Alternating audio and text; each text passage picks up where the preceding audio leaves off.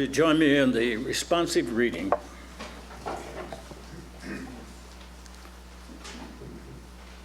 When grapes turn to wine, they long for our ability to change.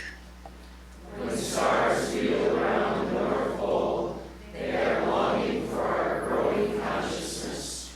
Wine got drunk with us, not the other way. The body developed out of us, not we from it. We are bees, and our body is a honeycomb. We made the body, cell by cell, we made it. Good morning and welcome.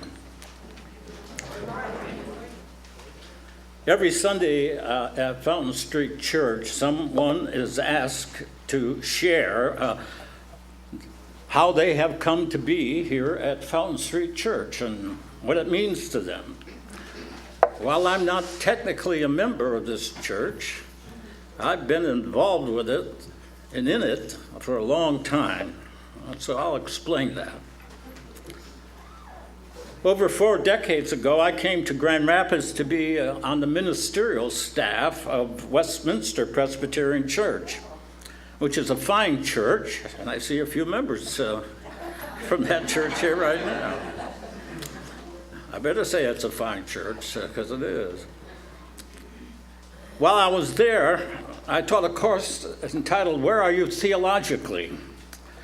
And the class examined the various theological positions. And when I got to the position of what is a liberal theology, I decided to use the material from Duncan Littlefair, your former minister. I thought him to be a good choice, since Littlefair had a pretty good reputation in the city, a notorious reputation, and I thought that would add a little bit to the flavor of the class. Well, I too viewed his liberal theology quite critically at first, but the more I read and listened to what he had to say, I realized that he had more truth and grace about him and a far greater depth of religious faith than myself. There came a day when I confessed to Westminster Congregational Church that Duncan had a message that could help us all on faith's journey. I had at that time felt the need to go back to graduate school to retool my own theological thinking because, like many of you, singing Give Me That Old Time Religion wasn't working very well. So I left for Chicago to study with the Emergent School of Process Theology, which was grounded in the work of that most amazing thinker of the 20th century, Alfred North Whitehead. About halfway through my doctoral studies in Chicago, Duncan Littlefair would reach out to me in a very pastoral and supportive way, which I would always be thankful for. In fact, Dick Lyman, he called you up and told me to get over. I remember that. Well, further, in January of '73, he asked me to preach. He wanted to preach 3 Sundays, he said, in a row. And I said I'd be glad to do it, so I did. And I remember the titles very boldly. They were God, Jesus, the Bible, all delivered to the most liberal church in Western Michigan. I'm sure the sermons did me more good than you. But from that moment on, I was born again. I was born again. For in all the Presbyterian churches I would continue to serve, Fountain Street would remain my church model. And partly why we're here now. After our recent return to Michigan, my wife Betty and I have been attending here, and we support this church. I would also nostalgically like to add that we were married right here in this sanctuary 40 years ago next month, as was our son and granddaughter. Next door, the big sanctuary with that long aisle, so that was nice. Well, those are some of the reasons that brought us here. But significantly, it's because of your open-ended theology and the importance of your ministry as a church. You've been a beacon for many who do not even attend this church, those who are striving for a more rational and liberal understanding of faith. More of that in my remarks, but let me welcome you again now. And if you are in need of a spiritual home, you would do well to consider Fountain Street Church. Thank you.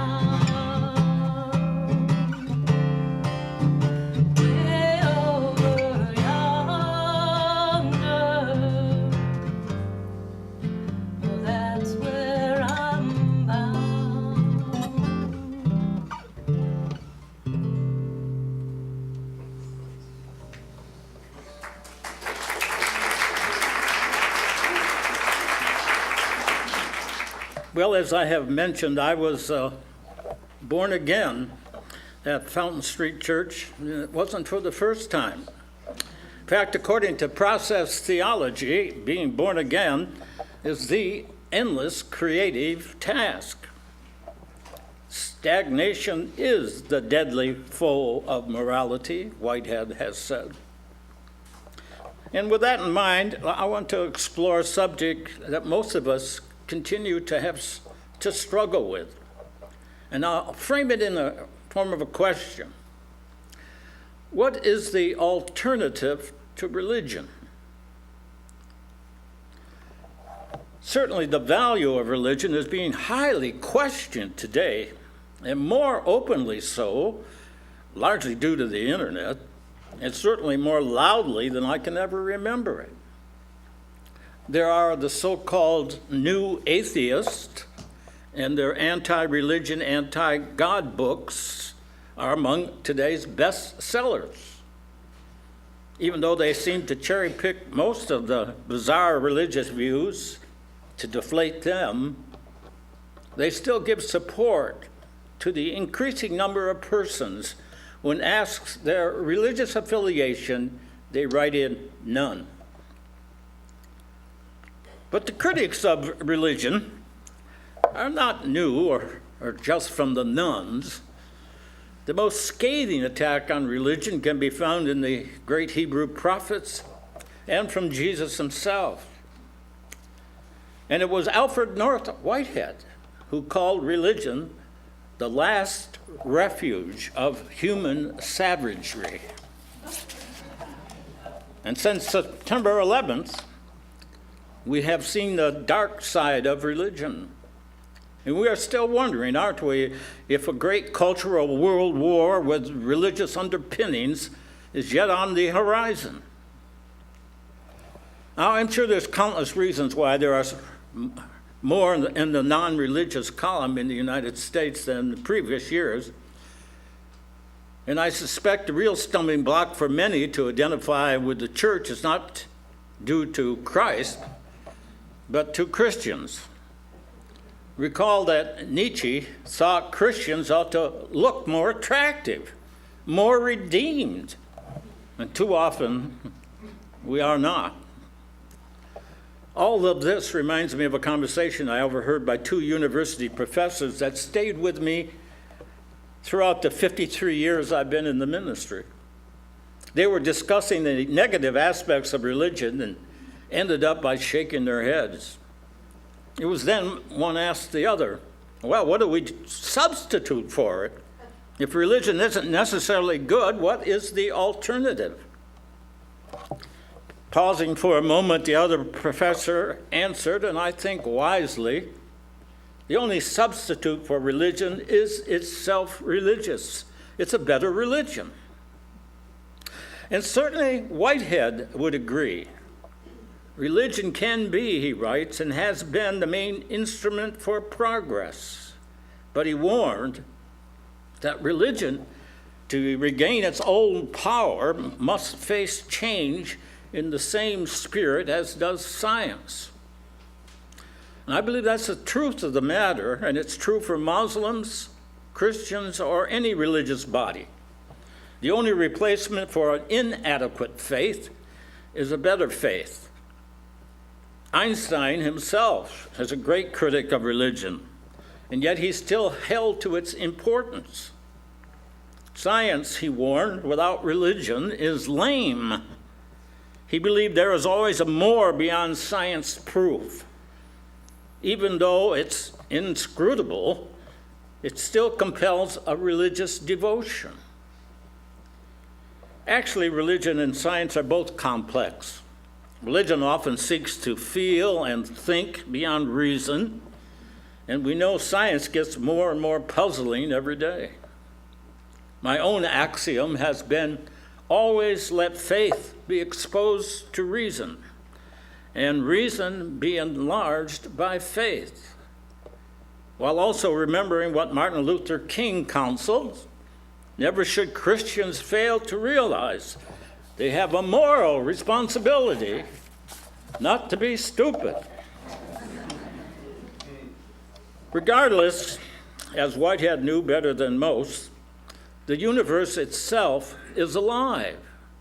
Matter is organic, a sentient, filled body, inseparably webbed together out of order and chance, and even what we call spirit. He describes the universe, as well as God, as forever evolving, open-ended, and growing. God is the poet of the world, he says, leading it with tender patience by truth, beauty, and goodness. What has always grabbed me is that line from Whitehead that all humans, as well as non-humans alike, are grounded in the same desire, consciously or not, to live well, and to live better. So how can we not look at another person or even the most troublesome weed or insect without at least acknowledging their own worth and their own inalienable rights of being? The religious question asks, how do we treat and make room for all creatures, great and small, that have our same equal pulse of life? In fact, that's the first religious question in the Bible. Am I my brother's keeper?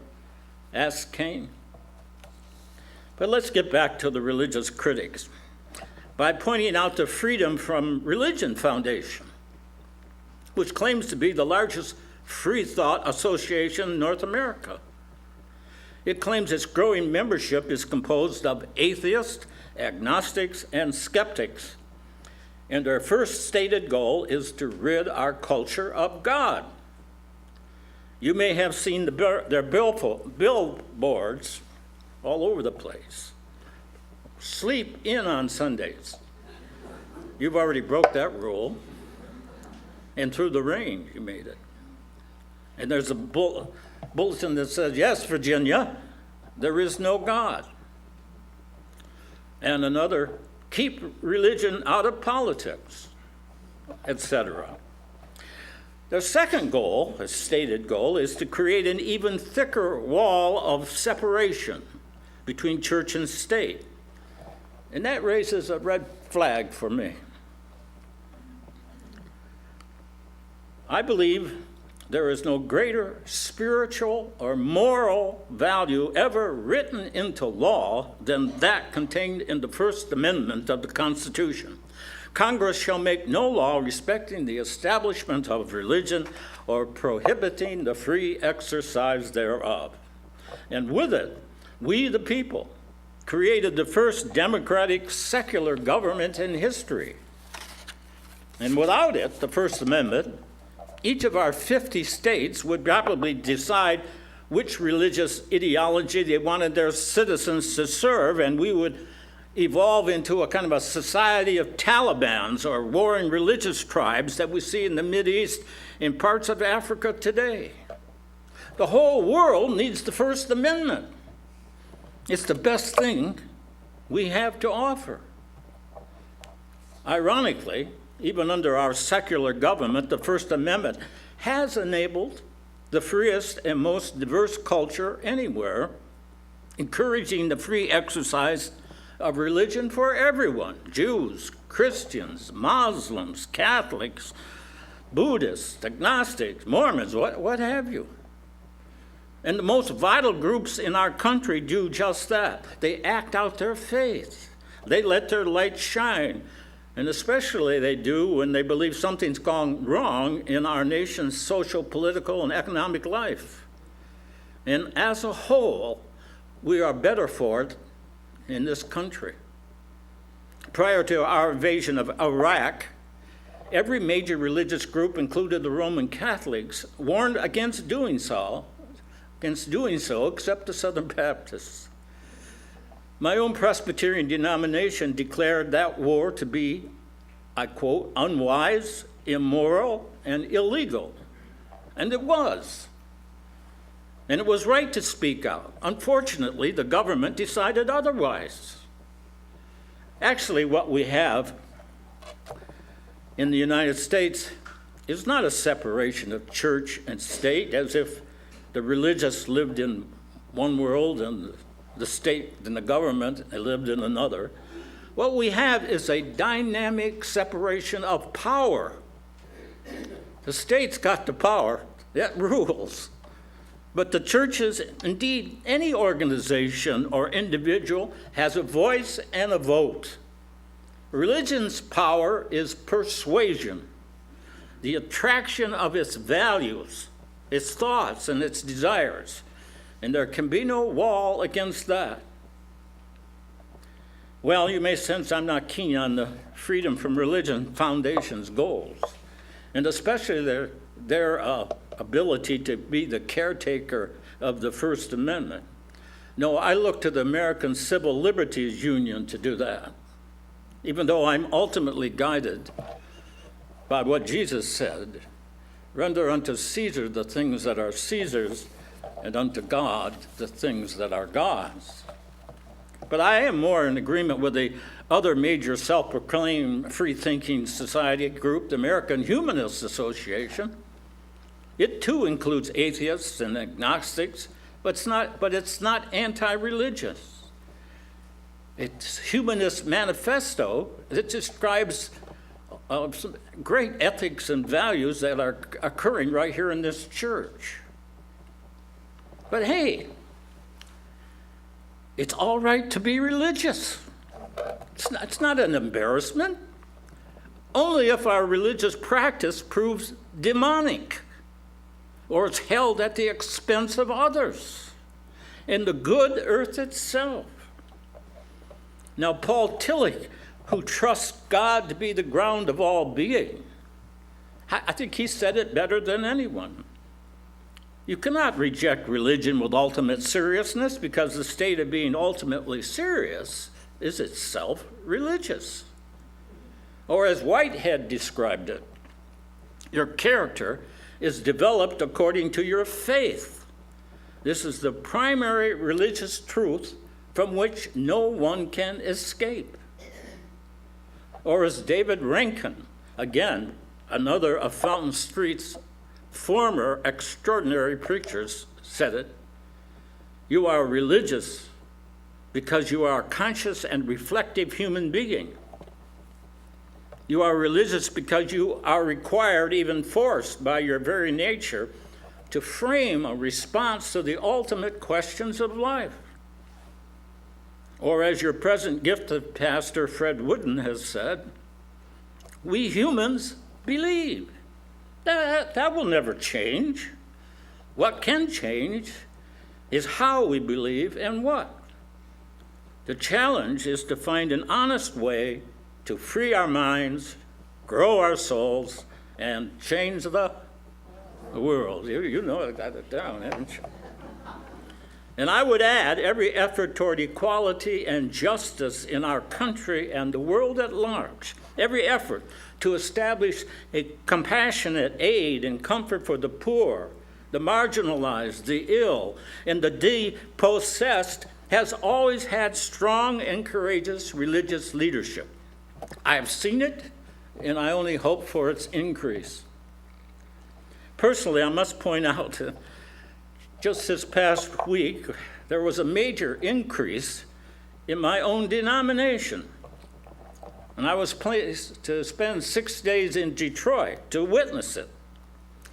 The General Assembly of the Presbyterian Church is its highest legislative body.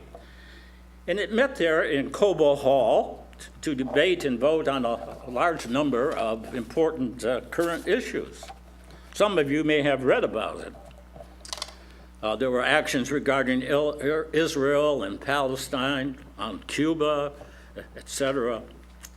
But the most significant action for me was the Assembly's action on same-sex marriage. But to appreciate it, we must look back 36 years to 1978, when this same body, reflecting the homophobic culture of the world, declared that homosexuality was not from God and its practice was sinful. All such behavior is incompatible with the Christian faith and life. It was indeed an unjust, non-Christ-like policy.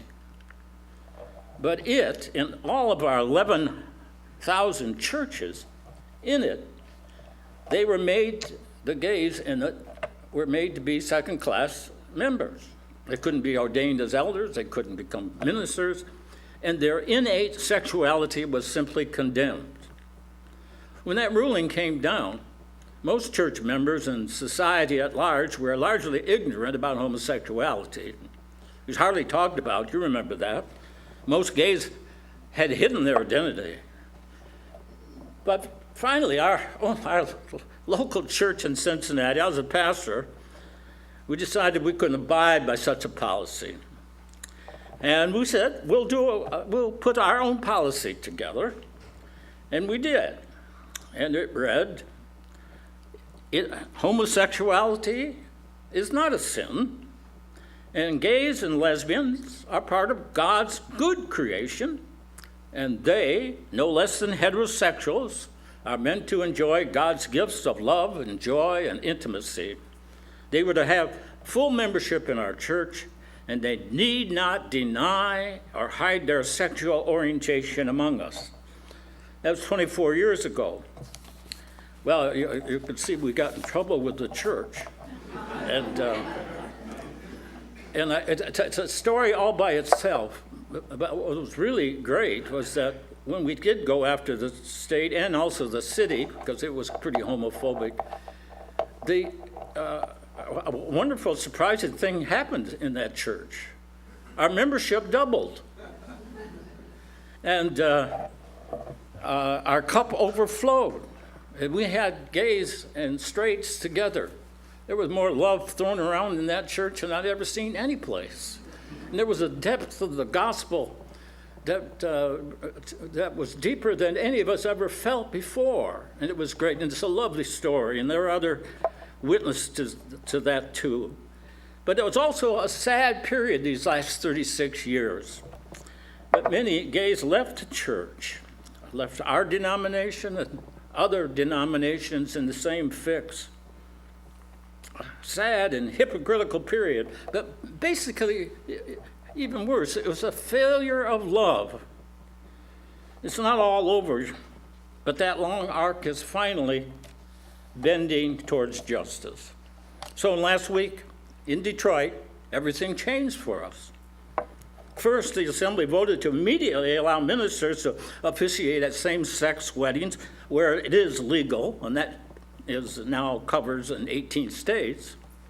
And secondly, and overwhelmingly, they decided to change the constitution of the Presbyterian Church, making it clear that Christian marriage is not simply between a man and a woman, but between two persons, regardless of their sexual identity. So after 36 years of struggle last week in Detroit, we got it right. Well, Detroit, you're not so bankrupt after all, I'll tell you. In our church institutions like governments, they can be slow. But in the long run, congregations are more prone to go the second mile in care for others than not. Yes, the alternative to religion is a better religion, one that is more inclusive and embracing. And Fountain Street Church seeks to offer just that, and does it with great respect for all faiths. Week after week, year after year, you do that. You declare on your webpage, Fountain Street is about deeds more than creeds, about liberation more than salvation, about justice more than righteousness. Now, who wouldn't want to be part of a congregation in a ministry like that? I'm going to introduce a story here so I can get to my own conclusion. A couple in North Carolina were having trouble with one of their two sons, ages 8 and 6. The 8-year-old, by the way, was one of my sure tail relatives they had to take out, screaming here. The 8-year-old was just plain difficult, very unlike the 6-year-old. He just seemed to contravene everything they asked him to do. Well, they didn't know what to do. They finally took him to a counselor, but after several sessions, that behavior did not change. It got worse than ever. So they all entered family counseling. That still proved ineffective.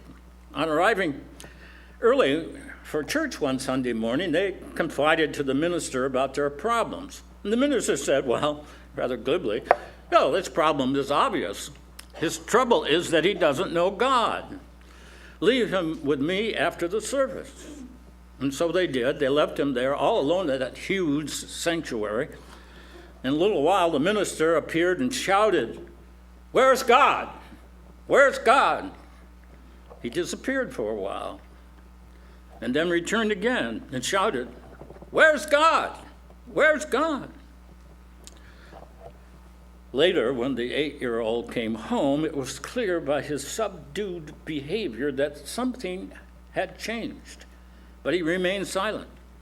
Later, when the two boys went to bed, his younger brother whispered to him, "What happened? What did they do to you?" He shrugged his shoulders and said, I don't know. Somehow God is missing, and they believe I had something to do with it." That's funny, isn't it? I don't remember how the speaker was using this story, probably about the misuse of coercive power and how some preachers manipulate others through fear and hellfire damnation. But I do know many concepts of God need to be missing in this world. No one is an expert on God. I certainly am not. And I do know that all of our language about God is metaphorical. But I do believe we should leave off with a God who is male, or is only heterosexual, or has a favorite nationality, or is white, black, or yellow. And let us leave off believing that God belongs only to our own particular faith, but is the many-named one in whom we all live and move and have our being, and hopefully our becoming. And let us rid ourselves of a God who is nothing but a moral dictator, or is wrathful, an unbending judge, or an absentee landlord.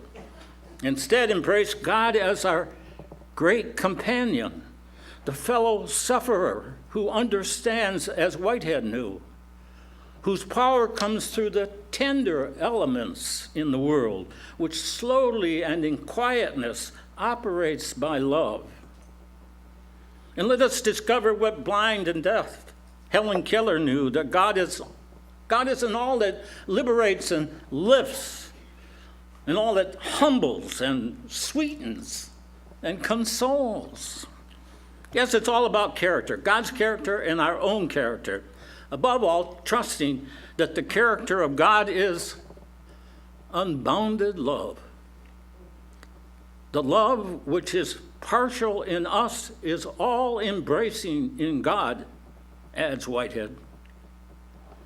And according to process theology, since we are all in God and God is in all of us, the purpose of our lives is to make the nature of God real in this world, actual, incarnate, through our own lives. And how does one do that?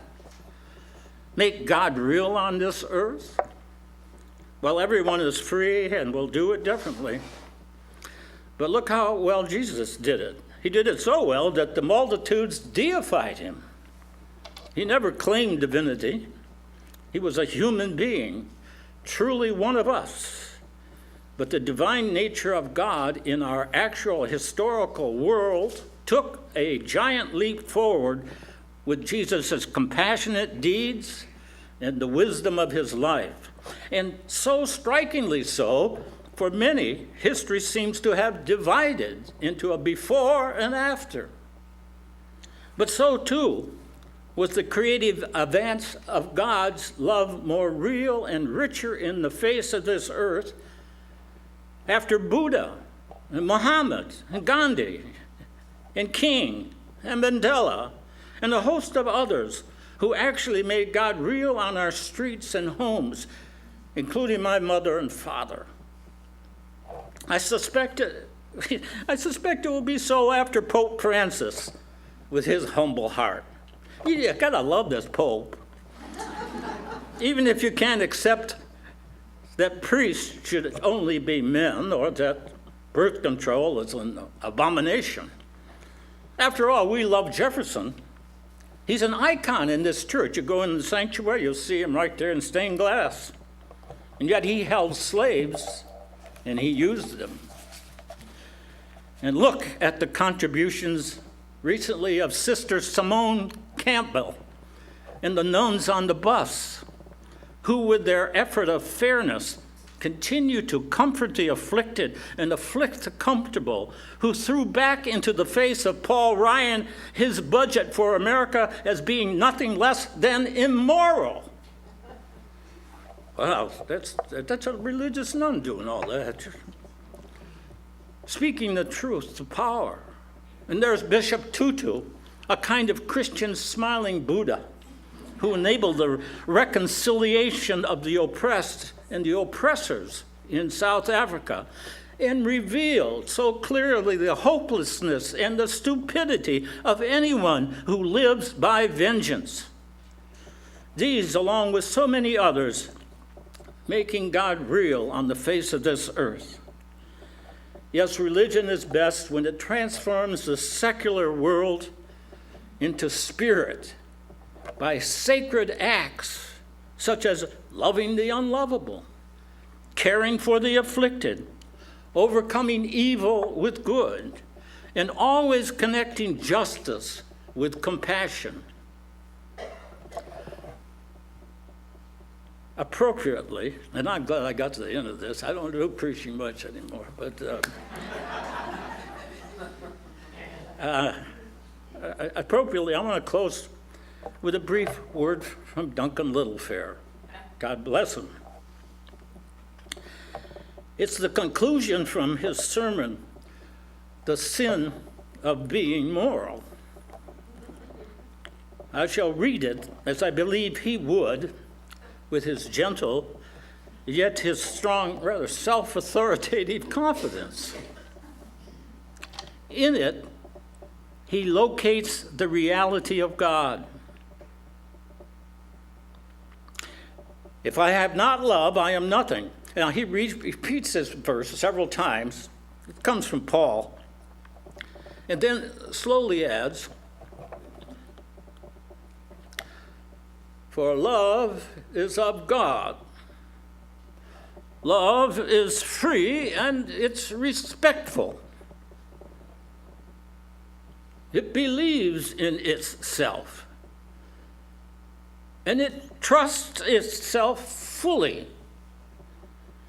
And every time a person acts in love, the free, single, unified expression of the self, it acts in the will of God, and it finds God. There, and there alone. May it ever be so. Amen.